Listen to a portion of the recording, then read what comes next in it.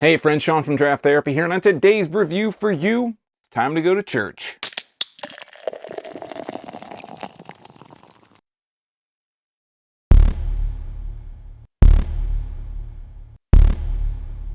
Even More Jesus is a 12% Imperial Stout from Evil Twin Brewing in Stanford, Connecticut. Back on my Dark Horse Plead the Fifth review, viewer Greg Corner was singing the praises of Even More Jesus from Evil Twin, which for me is enough of a reason to put it through its paces. This will also be the first time I'm checking out an Evil Twin beer on the channel, so let's take a look at the label. We'll get it into a glass, but first I'd like to thank my executive producers Brian Kramer, David Jeffries, Chad Shirk, and Cam Freeman for helping bring this review to you today. If you'd like to become a producer, help out the channel, or maybe just throw me a couple bucks to buy me a beer, take a look at my Patreon at patreon.drafttherapy.com, where you can get early access to these videos and a few other special perks available only to patrons, including some giveaways that have been starting up lately. Let's take a look at the label. It's very easy to take a look at this one. On the front, it's black and gray. There are some, like a starburst, different stripes. It says in gold, Evil Twin Brewing, Even More Jesus. And underneath that, it says 1 pint. This is an Imperial Stout. If we turn it around to the back, it says, a few times in the history of craft beer, it's happened that a highly praised beer rises beyond mortal stardom into a higher godly league. Usually the recipe to make such heavenly drops is thick, fudge-like body, pitch black color, amazingly overwhelming aromas of chocolate, coffee, dark fruits, and muscovado sugar, obviously only made in limited amounts. And most crucial of all, it must taste rare. 12% alcohol by volume. On the other side has government warning. Brewed by Evil Twin Brewing in Stanford, Connecticut, and distributed by 12% LLC in Brooklyn, New York. On the bottom here, this has looks like a time of 11:54:25. This is batch number 040. I have no idea when this was actually canned, but it did just hit shelves near me recently, this latest version of it. I am going to grab a large snifter style glass. We're going to crack it and put a nose on it like we do, because that's what we do here.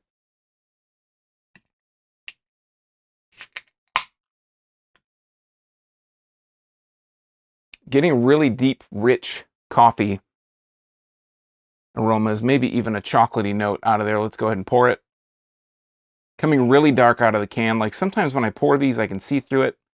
I really can't see much through here. It's very dark. We're going to go ahead and tilt it up. Let the head raise up a little bit. And this is a dark head. It's very coffee colored. It's very dark at this point. It is about a finger, and I can smell a lot of sweet aroma coming off, a lot of chocolate, a lot of coffee. Go ahead and put a nose on it. Yeah, getting a lot of chocolate, a lot of coffee. Maybe getting a little bit of a dark fruit in there as well, but not. It's a lot of chocolate, a lot of coffee. Let's go ahead and try it out. Cheers.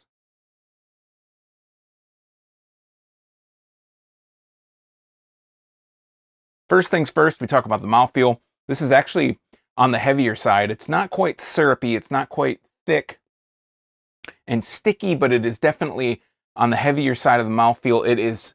It kind of coats your entire tongue. It kind of lets you know instantly when you've drank this and when you've swallowed it, you have drank a pretty hefty beer. Again, this is 12%, but let's take another drink and then we'll talk about the taste.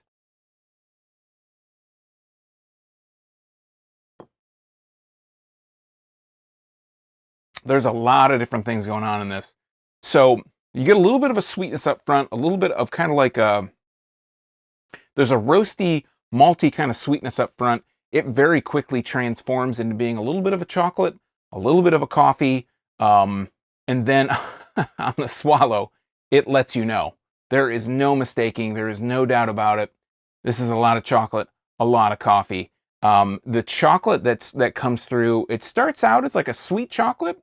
By the time you get to the end, when it finishes, you get this rich, deep, fudgy, dark chocolate, fudgy chocolate, really just decadent, rich chocolate flavor. The coffee kind of stays throughout. It kind of just dances around on your tongue.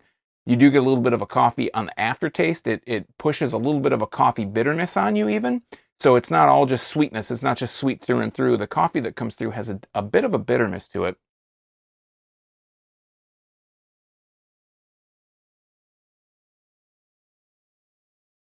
Swishing it around is like, it's magic, right? I mean, like I said, you get that sweetness up front. You get a little bit of that chocolate, you get a little bit of that coffee. There is a dark fruit that kind of comes through on the sweetness. They mention it on the label. There is a bit of a dark fruit. It does come through on the beginning. When it kind of finishes off, like I said, you're getting that. The sweetness kind of subsides really quickly once you've swallowed, and you get that chocolate, you get that coffee. It is very, again, very rich, very fudgy, very decadent, very just like, you just kind of feel like you're just bathing in it. I mean, it's just so thick and so rich.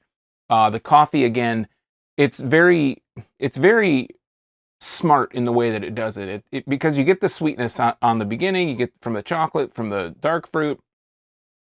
But when you take that swallow, you still get a little bit of that sweetness, but it is so like rich cocoa, dark chocolate, fudginess that comes through. And the coffee, you know, you could just get chocolate overload, but it's not just one note. It's not just that you have all those chocolate notes. It's that you have that coffee note in there too that's adding to it, that's adding this bit of a bit of like a bitterness, a bit of an astringency that kind of brings your tongue back to a bit of a more neutral kind of base point, and not just being so sweet, so overpoweringly sweet.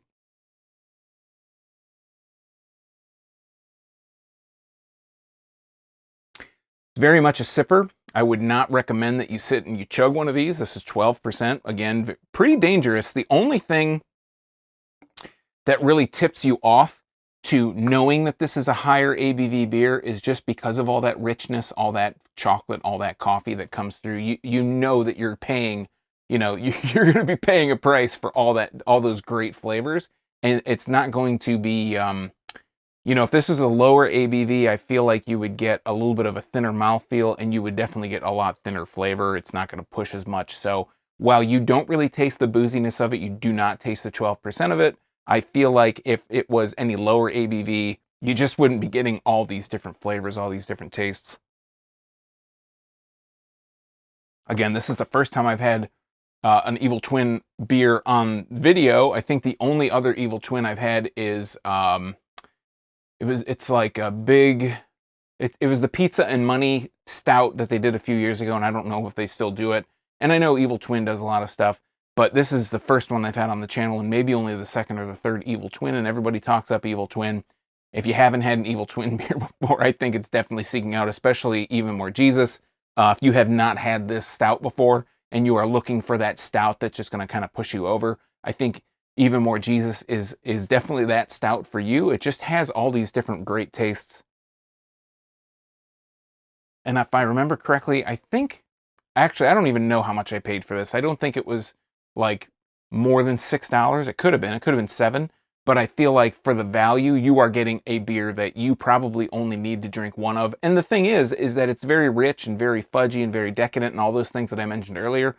But I feel like I could drink one and I could probably sit with it for a little bit, and then I could open another and drink another. And it's not so overpoweringly sweet in any, or overpowering in any general direction, that makes me feel like, oh, that was just too rich. Like, I can't have another one. If you have certain kinds of stouts, imperial stouts, pastry stouts, sometimes it's a one and done. I feel like this is one that you could have a few of, or maybe two of. That probably pushed the limit for me, having two in a night to still be able to, you know, function the next day. But I feel like if you have not had Even More Jesus and you're looking for a stout that's got those rich chocolatey notes and those nice coffee notes as well, with that touch of dark chocolate, this is dark fruits, this is the one for you. All right, friends, that has been Even More Jesus from Evil Twin. I'm probably one of the last enthusiasts to try this, so if you've had this, let us know what you thought, or tell me your favorite Evil Twin beer in the comments down below. While you're down there, if you like beer, you might want to subscribe and click that bell. I'm here talking about beer twice a week, Tuesdays and Thursdays. It's all for free for viewers just like you. And you might miss your newest favorite if you're not subscribed and getting those notifications. You might even be able to avoid a couple clunkers, a couple stinkers, if you are subscribed and getting those notifications. So until next time, I'm Sean from Draft Therapy. Thanks for stopping by. Remember, drink craft beer, support your local breweries. These guys are from Stratford, Connecticut, and most importantly, don't forget to treat yourself to a little draft therapy. Thanks for watching. Cheers. See you next time.